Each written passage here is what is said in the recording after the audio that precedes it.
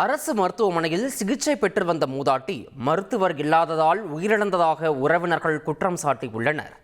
சிவகங்கை மாவட்டம் மானாமதுரையில் உள்ள அரசு மருத்துவமனைக்கு கடந்த 15ஆம் தேதி இரவு 8 மணியளவில் தேவி என்ற மூதாட்டி உடல்நலக்குறைவு காரணமாக சிகிச்சைக்கு வந்தார்.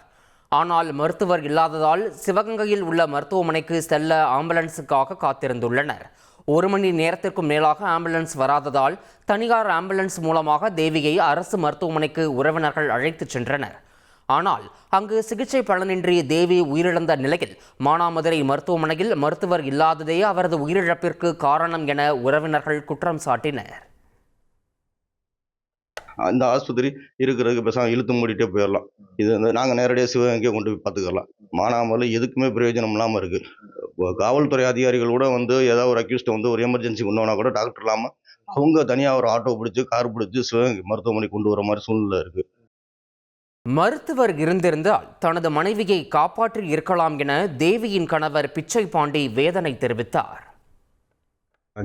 மானாமதுரை ஜிஹெச்சுக்கு கொண்டு போன நேரத்தில் டாக்டர் அங்கே இல்லை, ரெண்டாவது ஆம்புலன்ஸும் இல்லை.